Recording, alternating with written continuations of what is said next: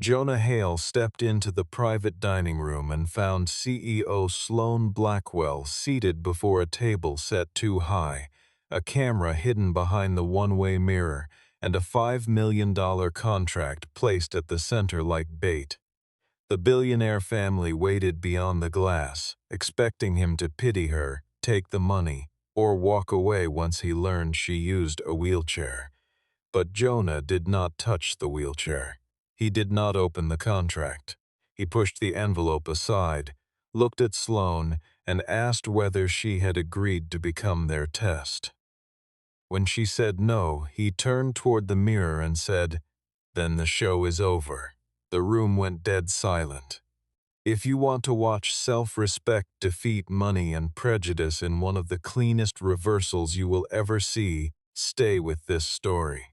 The morning Jonah Hale received the invitation from Blackwell Dominion, he was in the middle of welding a support bracket onto a wheelchair ramp he was building for a community center in Renton, Washington, a project that paid just enough to cover materials and a week's salary for his only assistant.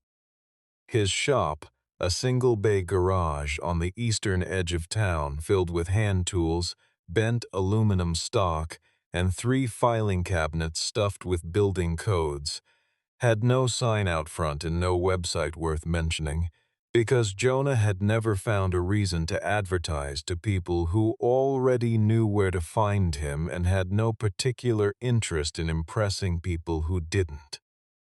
3 months earlier, after reviewing publicly available design documents for Blackwell Haven, the company's flagship $1.8 billion rehabilitation and assisted living complex in Seattle, he had written up a 12-page technical assessment and mailed it to the company's engineering contact without charging a fee, without a cover letter asking for business, and without any expectation that anyone inside a corporation that size would read past the first paragraph. He had sent the report because the errors were real, and the people who would eventually live inside that building were real, and because 20 years of fabricating ramps, door mechanisms, lift systems, and emergency transfer platforms had taught him exactly what failure looked like before anyone else was willing to call it failure. Jonah did not have an engineering degree from a recognizable institution. He had an accessibility design certification, a file of completed projects, and a reputation among occupational therapists and long-term care administrators in 3 counties who called him when a contractor's work turned out to be unusable by the people it was supposed to serve.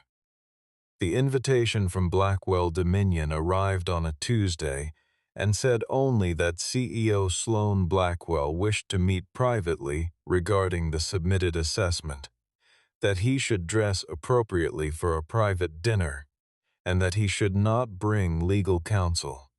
He read the letter twice, set it on the workbench, and thought about the ramp bracket for a while before deciding he would go. His daughter Sadie was 14 years old and entirely capable of recognizing when her father was turning something over in his mind rather than actually focusing on what was in front of him. She found the letter that evening, read it without asking permission, and helped him straighten the collar of the only dress shirt he owned, while he explained that a very large company had apparently noticed his report and wanted to discuss it over dinner at their private estate. She asked, with the directness that characterized every conversation they had ever had, whether he thought the people there would actually listen to a mechanic. He told her he didn't need them to listen to him. He only needed them to look at what he had pointed to. She seemed to accept that as a reasonable answer, and he left for Seattle the following morning in a truck with 240,000 miles on it and a heater that worked on the passenger side only. The valet at the Blackwell estate assumed he was there to repair something, and directed him to a side entrance before Jonah quietly produced the letter and showed him the name on the invitation. A house manager inside directed him toward the service corridor before Jonah showed the invitation again, calmly and without raising his voice, noting that the letter specified the main entrance by name. He was finally led to a private dining room on the east wing, past 2 floors of walnut paneling and framed photographs of construction sites large enough to qualify as small cities. And the moment he crossed the threshold, before he had spoken a single word or reviewed a single document, he understood from the placement of the chairs, the angle of the overhead lighting, and the particular stillness behind the far wall that the room had been arranged, not for a business meeting, but for something that required an audience.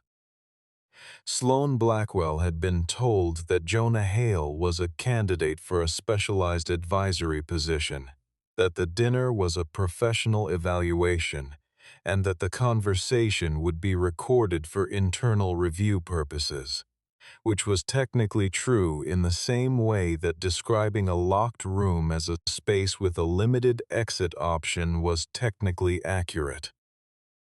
She had not been told that her cousin Blaine, her father's chief operating officer, and a former board chairman named Everett Shaw were seated 30 feet away behind a one-way mirror with audio equipment and a checklist of behavioral indicators they expected Jonah to exhibit.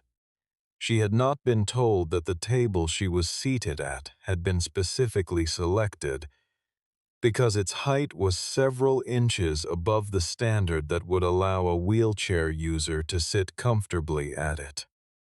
She had not been told that the server assigned to the room had been instructed to address all questions and comments to the male guest, regardless of who was speaking, and she had not been told that the man her family was about to scrutinize had been told nothing of any of this either. The first thing Sloan noticed about Jonah was that he did not look at her wheelchair before he looked at her face.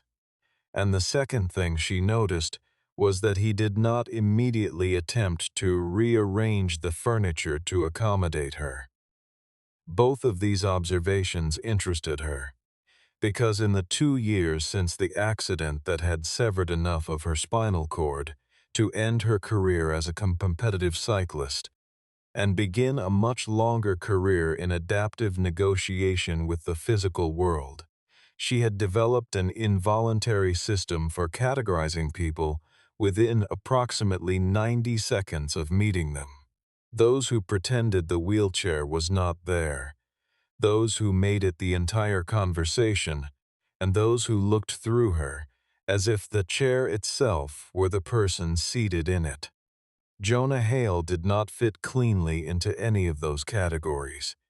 He sat down, thanked the server, and addressed his first remark directly to Sloan about the assessment he had submitted, asking whether she had reviewed it herself or had a staff member summarize it for her.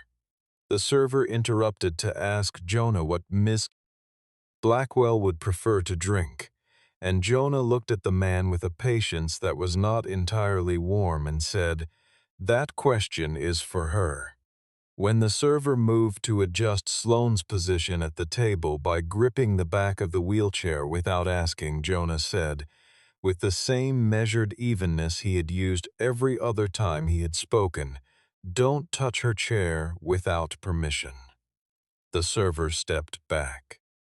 Sloane said nothing for a moment because there was nothing immediately necessary to say.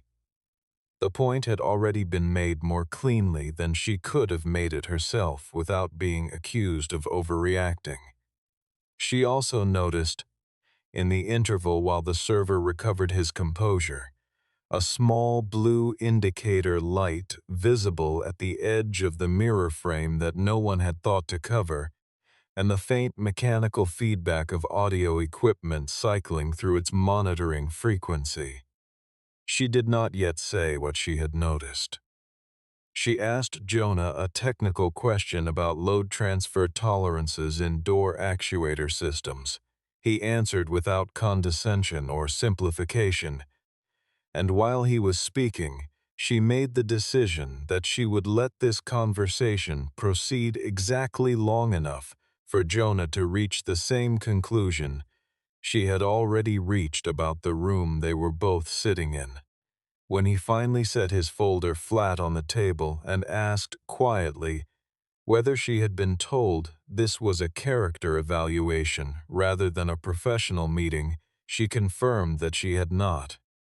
He pushed the contract to the edge of the table where neither of them could comfortably reach it, turned toward the mirror, and spoke in a normal conversational register to the people he could not see. The show, he said, was over.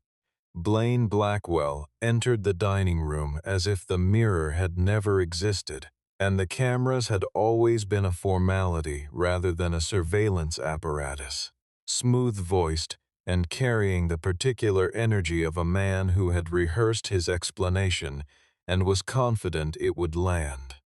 He said that Blackwell Dominion had a rigorous selection process for anyone working in close advisory contact with leadership, that the dinner format was an established method for evaluating interpersonal judgment under naturalistic conditions, and that the company needed to be certain Jonah could function professionally alongside a CEO whose circumstances, as he phrased it, required a particular kind of sensitivity.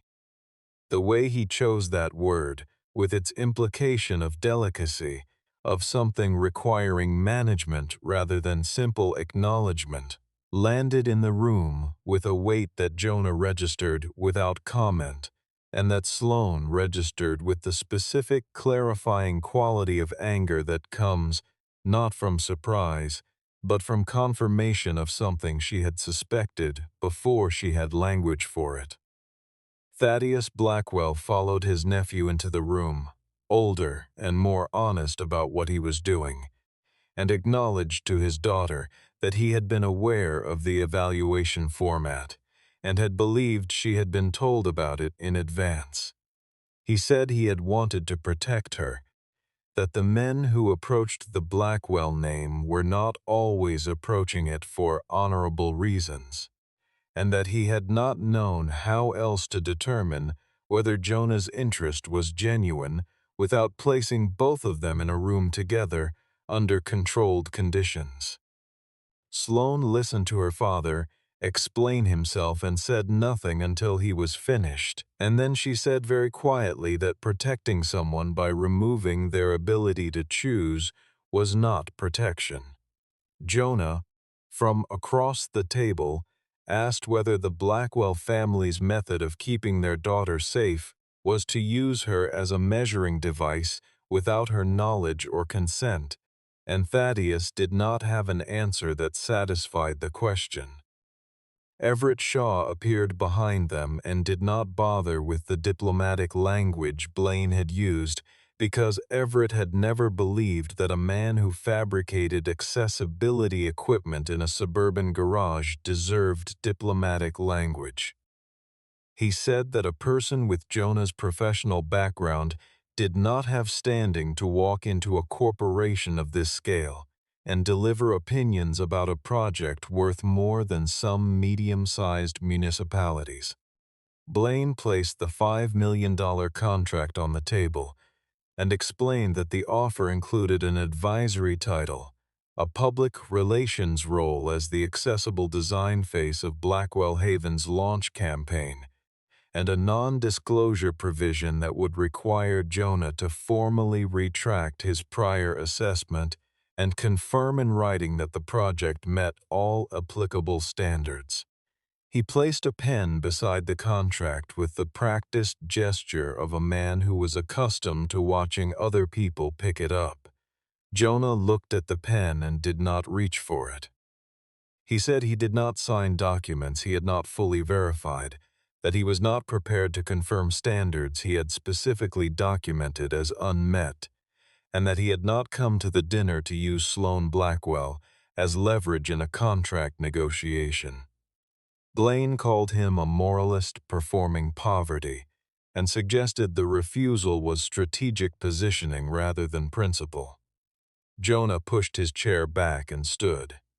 He did not raise his voice.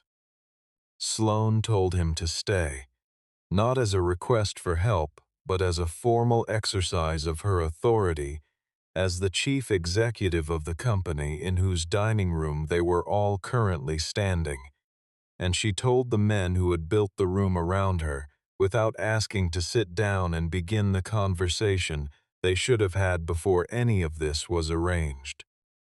Jonah arrived at the Blackwell Dominion headquarters the following morning in the same truck, wearing the same work clothes he wore to any site visit, and parked in a visitor space that a security officer immediately questioned before he produced the signed authorization from the CEO's office. The building's lobby was 40 feet of polished stone and recessed lighting, and the receptionist looked at him the way people look at someone who has wandered into the wrong building. Not unkindly, but with the specific brand of patient helpfulness reserved for people who are assumed not to understand where they are. She asked whether he was there for facilities maintenance. He told her he had a meeting with Ms. Blackwell.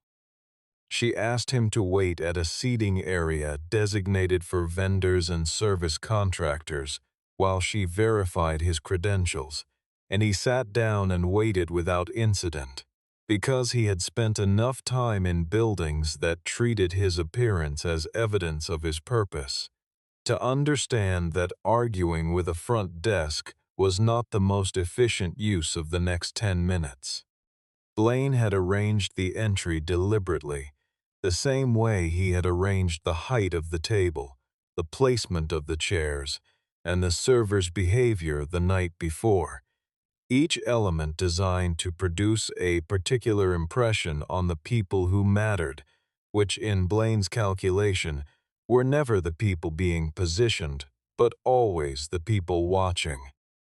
He had made sure that several members of the investment committee would be passing through the lobby at the moment Jonah was escorted upstairs, so that when Jonah walked through the glass corridors in work pants and flannel past the people, in their tailored suits and their leather folios, they would form an opinion about what kind of judgment Sloane Blackwell was exercising.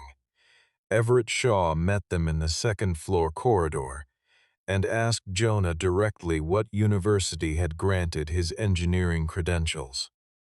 Jonah told him that he had completed an apprenticeship in his father's fabrication shop, followed by a certified accessibility design program, followed by 20 years of building and field testing equipment that was used daily by people whose lives depended on it functioning correctly. Everett smiled at that answer in the way people smile at things they find too small to be taken seriously. He said that experience repairing residential fixtures did not constitute the technical authority required to assess a $1.8 billion commercial development. Jonah opened his folder at the conference table and spread 3 sheets of technical drawings across the surface.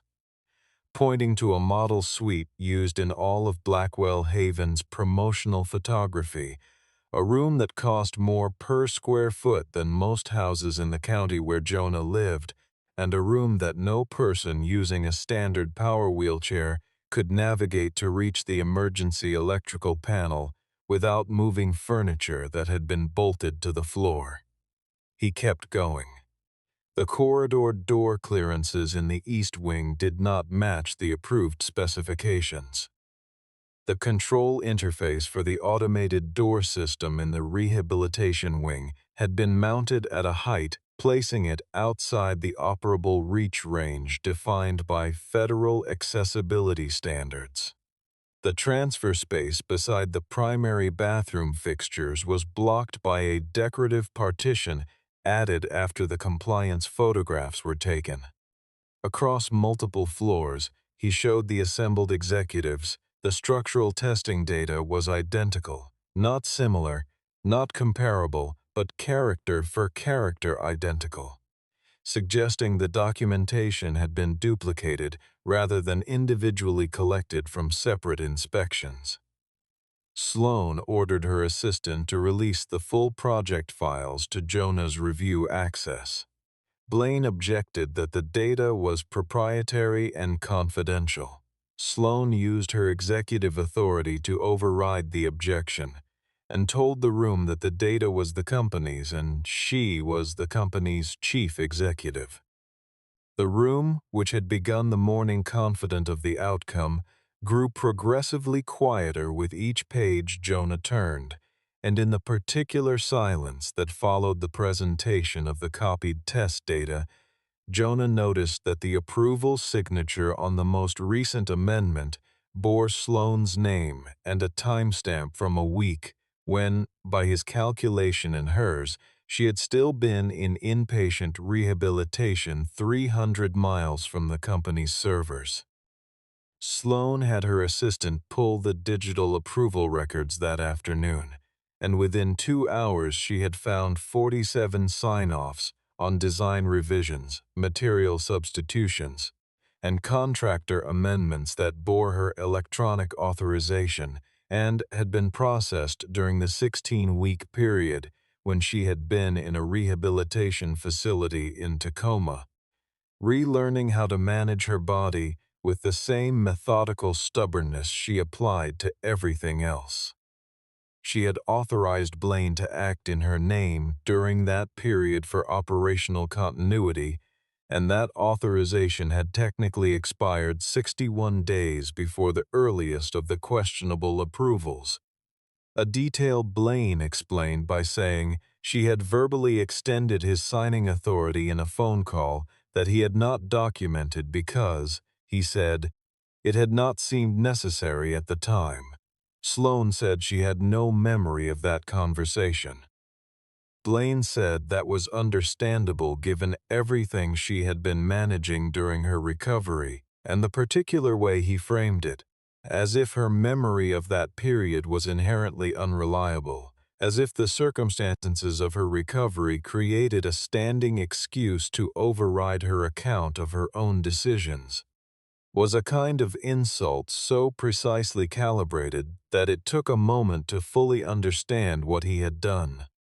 Jonah, working through the project files that Sloan had unlocked for him over Blaine's objection, realized by midday that the errors in the Blackwell Haven documentation were not the scattered mistakes of a rushed construction timeline. They were consistent in their direction, always reducing cost, always eliminating the systems that served the smallest number of people in the highest risk situations, and the pattern of inconsistencies in the materials documentation suggested that someone with access to both the approved specifications and the actual construction budget had been substituting cheaper components and recording them under the names of the approved products.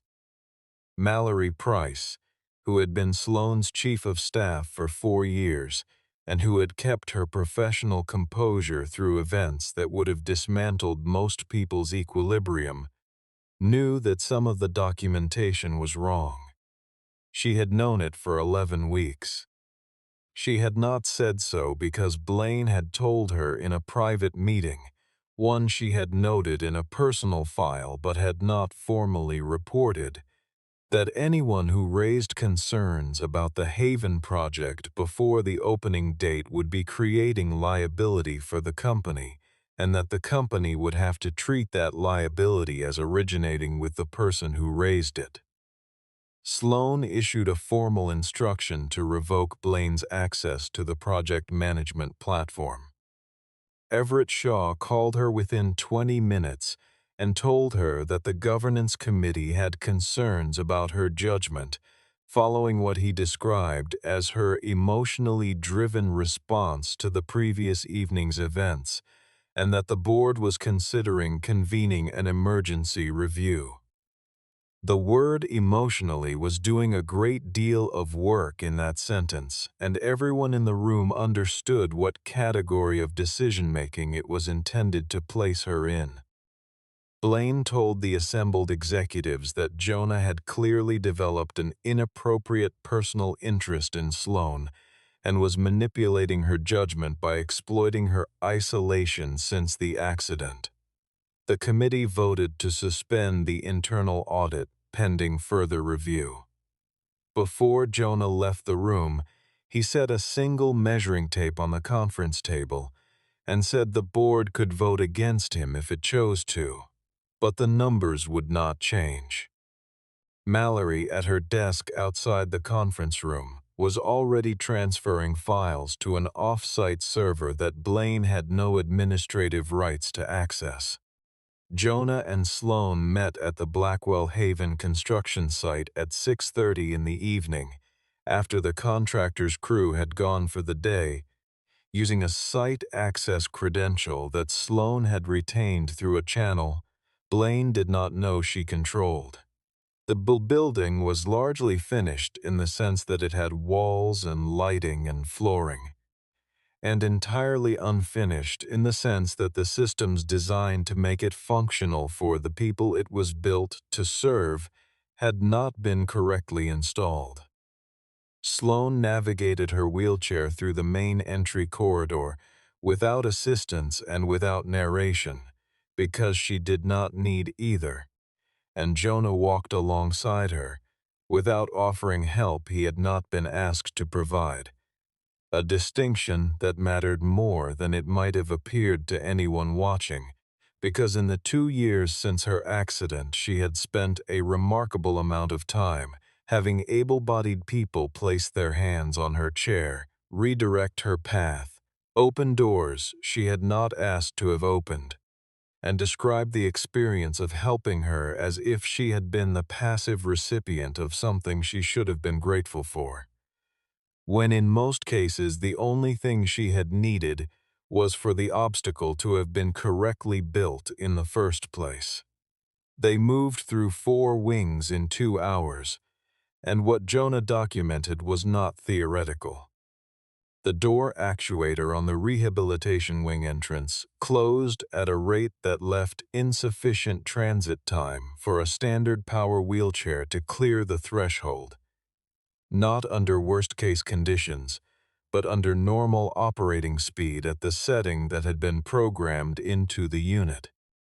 The backup power routing for the accessible elevator bank had been wired to the same circuit as the building's primary decorative lighting load, which meant that a power failure significant enough to require emergency evacuation would also disable the elevators that most of the facility's evacuation plans assumed would remain operational throughout.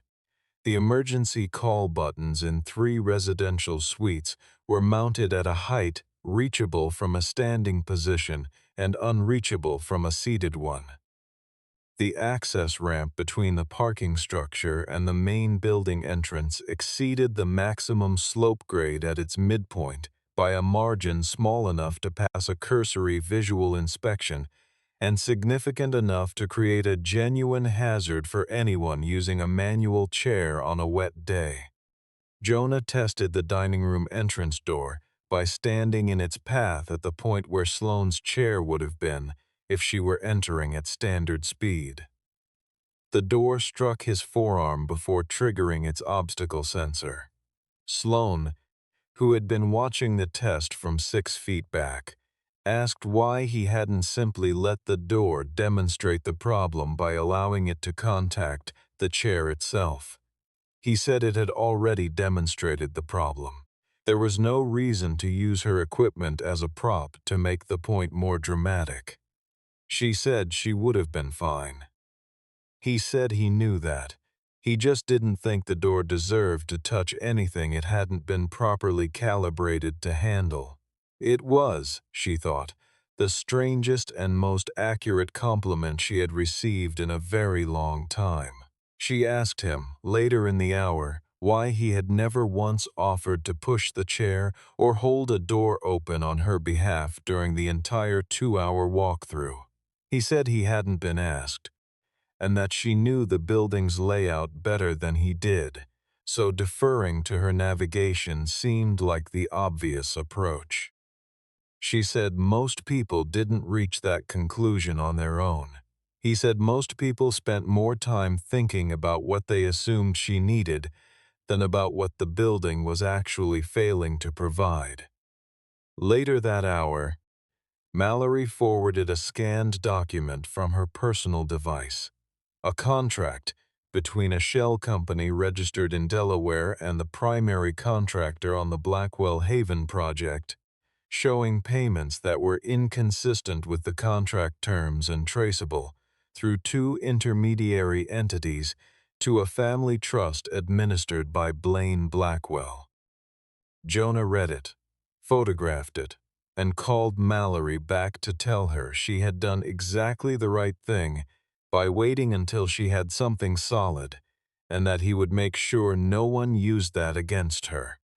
Blaine arrived at the construction site the following morning with 2 private security personnel and a prepared statement that Jonah had exceeded the scope of his authorized access, had tampered with building systems, and had deliberately triggered a malfunction in the automated door mechanism in order to manufacture evidence supporting a false assessment.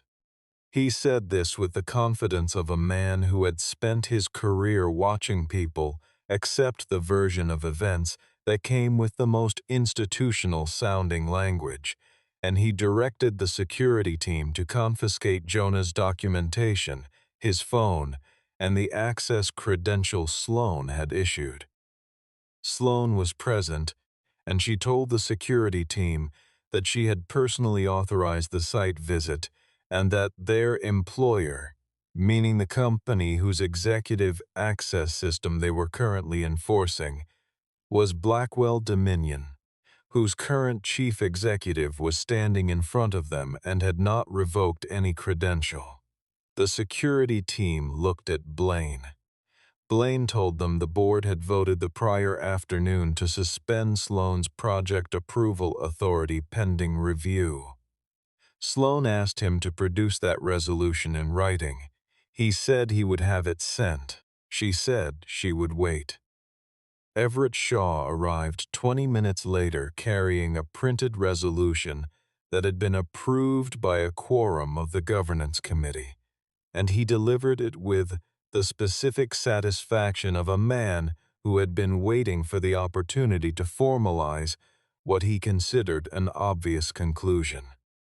He said the board had determined that Sloan's recent decisions showed evidence of compromised judgment, that her personal relationship with an outside contractor had created a conflict of interest, and that her authority over the Haven project was being temporarily transferred to an operational committee pending a full confidence review.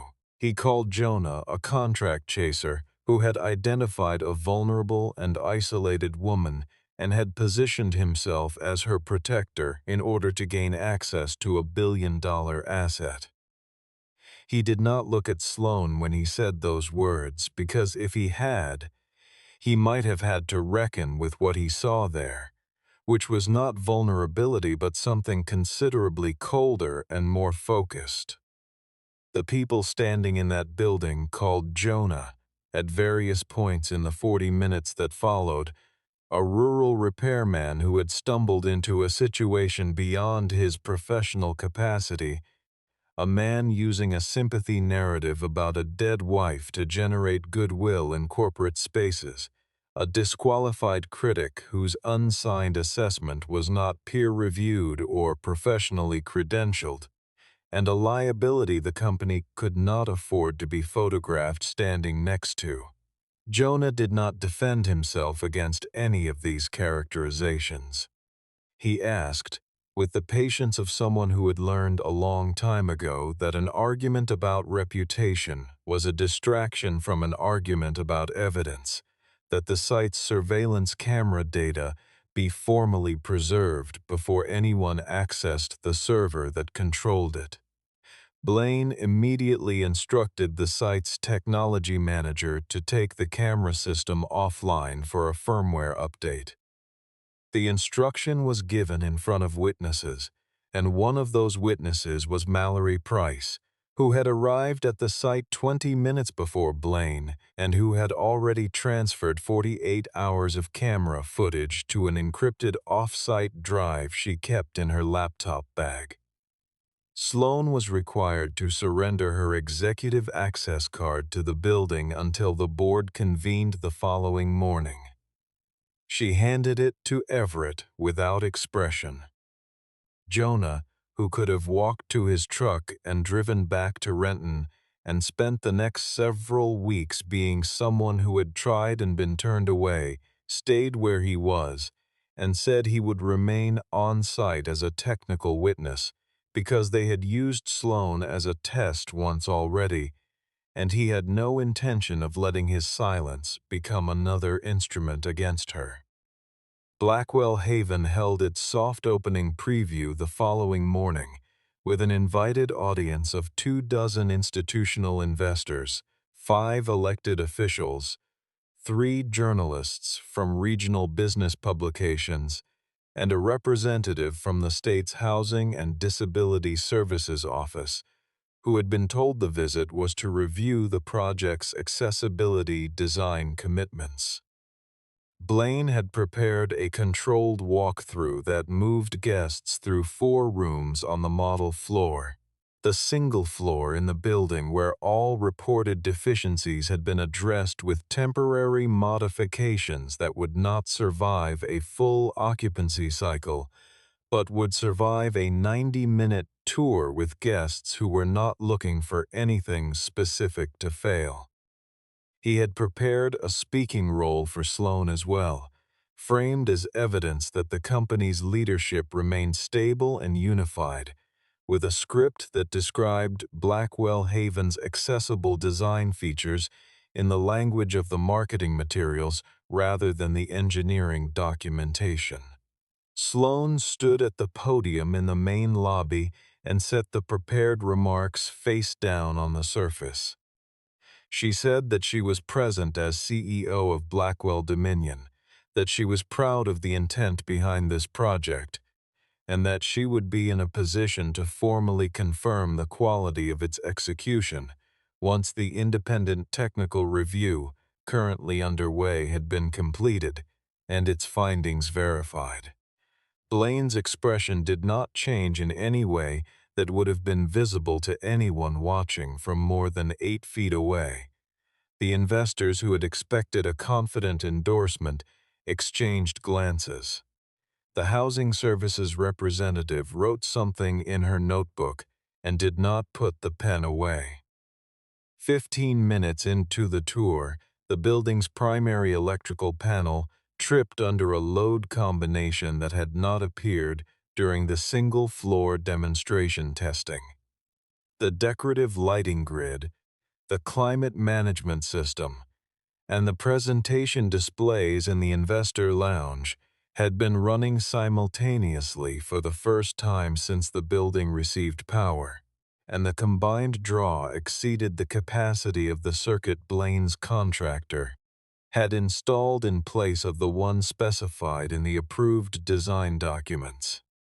The backup generator engaged within 4 seconds, which was within acceptable threshold, but the circuit routing issue Jonah had documented the previous evening meant that the accessible elevator bank and the automated door systems in the east and west wings drew from the same primary feed that had just failed, and they did not receive backup power.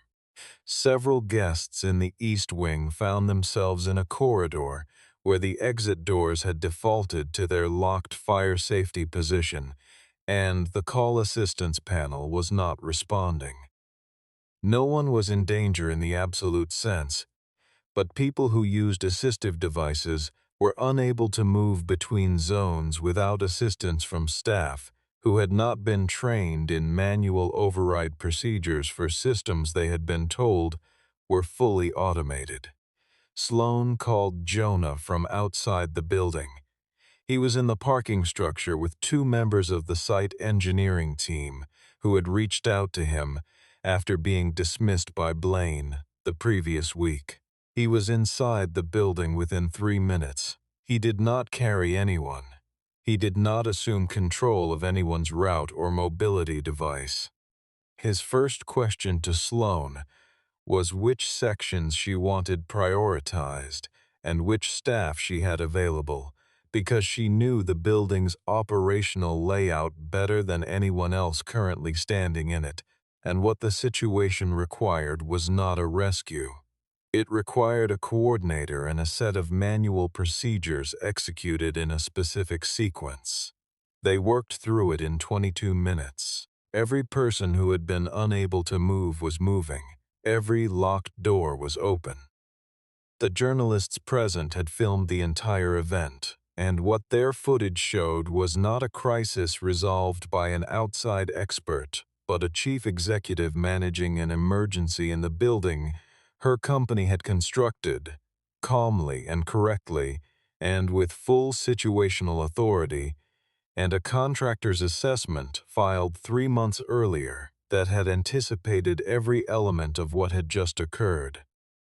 The board's emergency session convened that afternoon on the 31st floor of the Blackwell Dominion headquarters, in a conference room designed to communicate seriousness through ceiling height and the particular grain of its table, and Blaine opened the meeting by describing the morning's events as a minor technical incident that had been mischaracterized by inexperienced media coverage and deliberately amplified by a disgruntled outside contractor who had manipulated the company's chief executive into granting him unauthorized access for personal and financial gain. He said this in the measured, organized way that people say things when they have had time to decide which words will be most useful, and Everett Shaw seconded the characterization and moved that the board adopt the prepared resolution removing Sloan from the CEO position pending a full governance review. He said it was the responsible course of action for an organization whose primary stakeholders deserved leadership stability, and he said it with the air of a man performing a reluctant duty rather than executing a plan. Jonah had been told he could not address the board because he held no equity position, no executive title, and no advisory contract, and therefore had no standing in a governance proceeding. Thaddeus Blackwell, who had been silent for most of the past 48 hours in the way that powerful people are silent when they are deciding whether to spend the authority they have spent decades accumulating, intervened for the first time. He said he wanted to hear from Jonah as an independent technical witness, and that if the board objected to hearing from someone with no financial stake in the outcome, it might want to examine carefully what that objection implied about whose interests the board was actually protecting. He gave Jonah 7 minutes.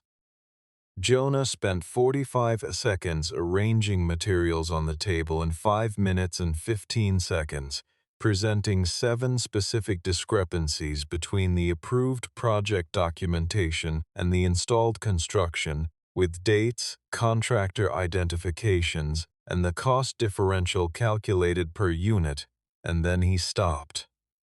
Mallory entered the room before anyone responded and placed a printed folder in front of Thaddeus. Inside were 41 emails from Blaine to the construction project manager, sent across 17 months, establishing that Blaine had directed specific material substitutions in exchange for payments routed through 2 shell entities, one of which was owned by a trust that also held significant assets belonging to Blaine's immediate family, and that at least 9 of those substitutions involved systems that directly determined whether the building would be safe and navigable for the people intended to live inside it. Blaine said Mallory had obtained those communications improperly and that she and Jonah had conspired to undermine the company's leadership in coordination with outside parties.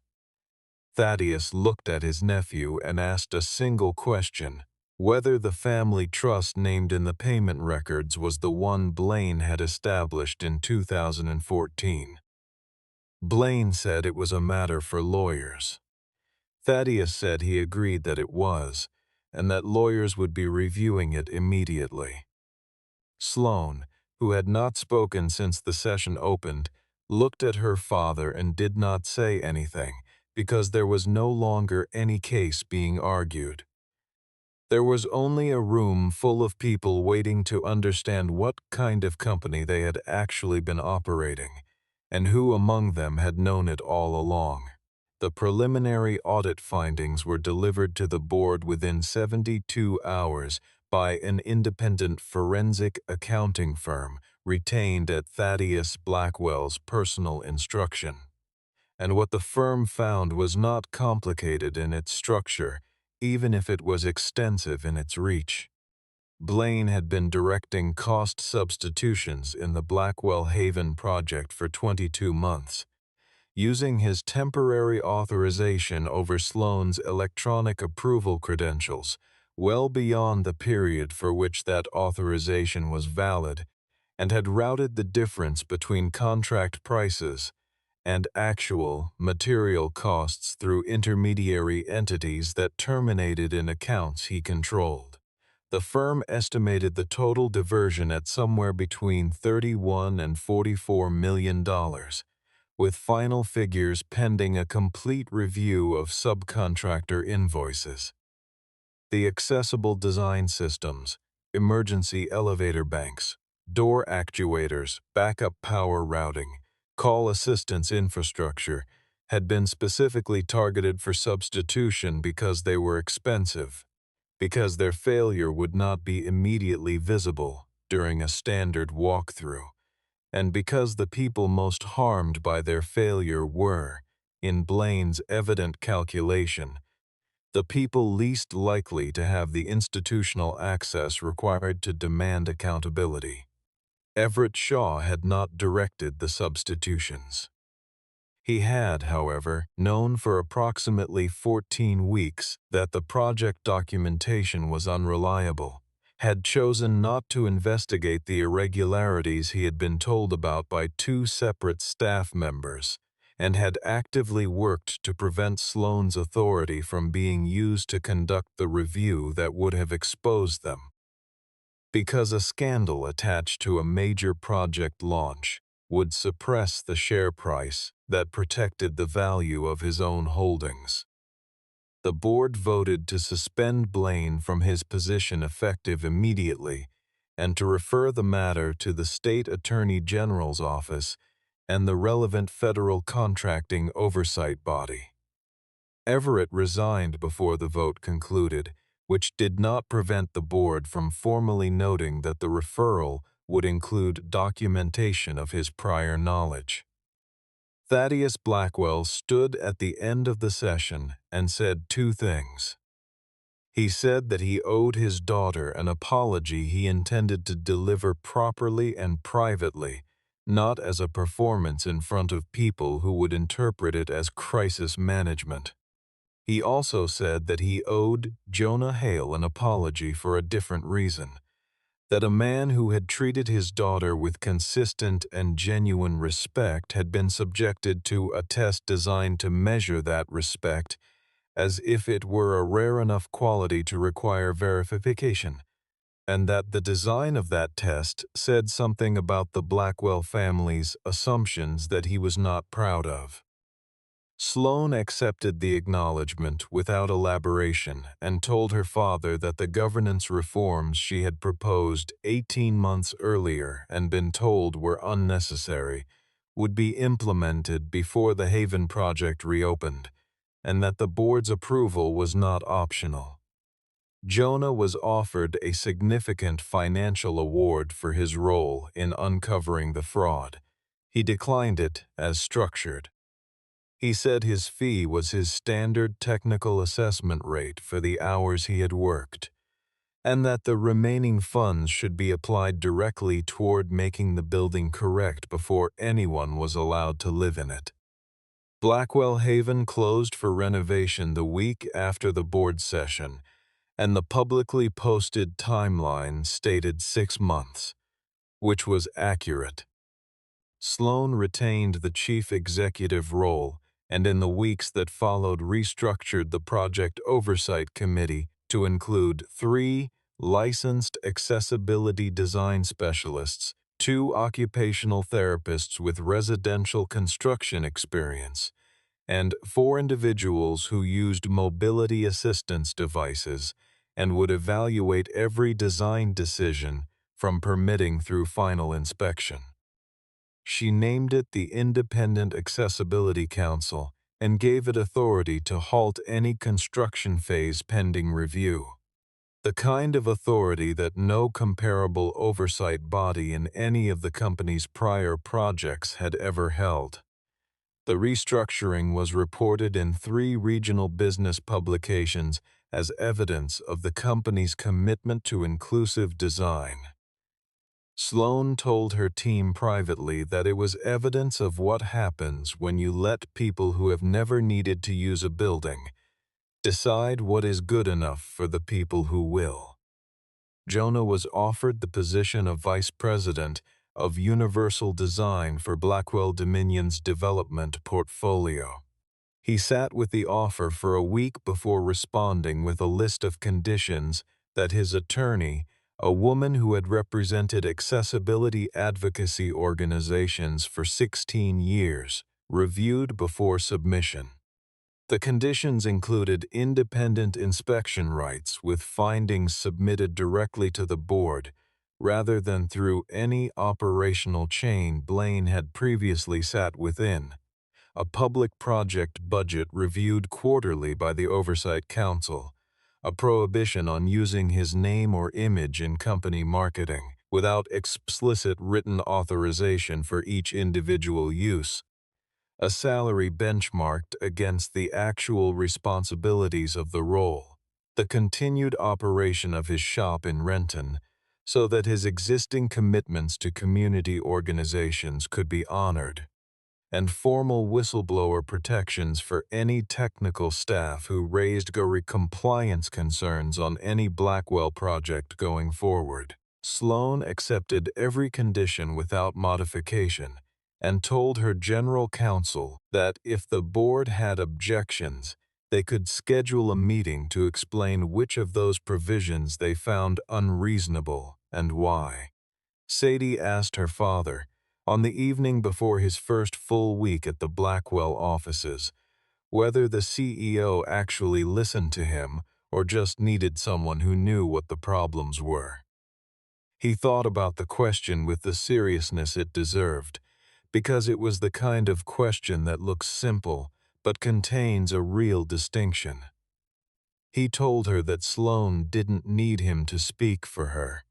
What she needed was for the people in the rooms around her to stop treating her voice as something to be routed through someone else's judgment before it counted.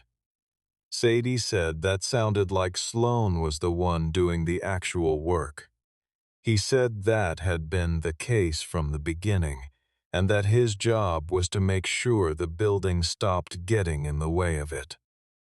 Blackwell Haven reopened 6 months and 4 days later, following an independent certification review conducted by a 3-firm panel that included 1 organization Jonah had recommended and 2 that Sloan had selected from a national registry of accessibility compliance specialists.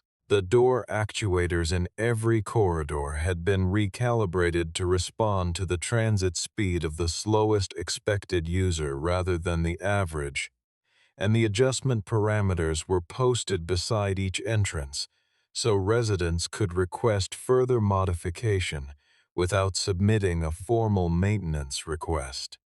The emergency elevator bank operated on a dedicated circuit physically isolated from every other load in the building, and the backup power system had been tested under full occupancy simulation 3 times before the certification panel signed off.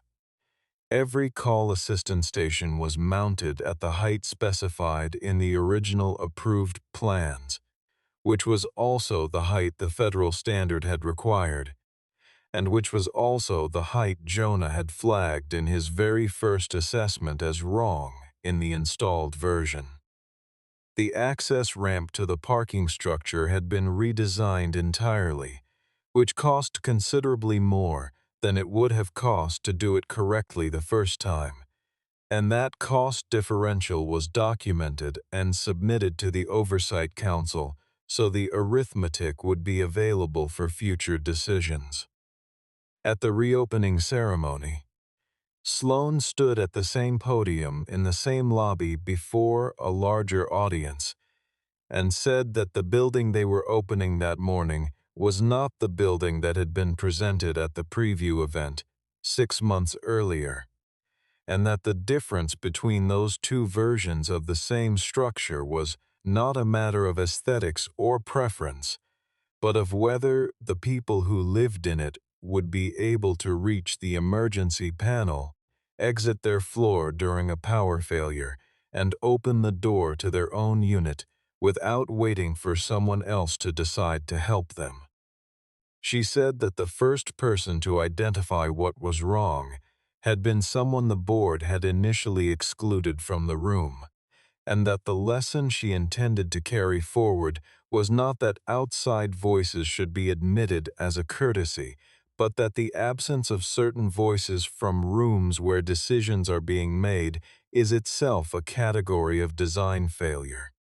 Invisible in the same way that inaccessible infrastructure is invisible to anyone who has never needed to use it. Jonah did not speak at the ceremony. He sat 3 rows back with the members of the Oversight Council and the 2 engineers from his shop whom Blackwell Dominion had hired for the renovation work.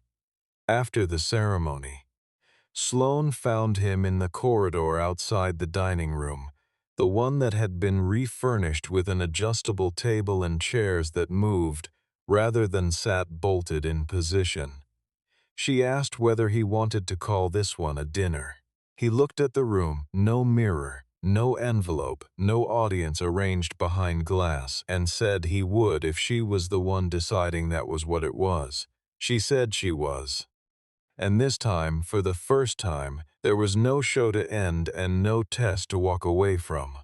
Only 2 people who had chosen the same room, without an audience, on their own terms.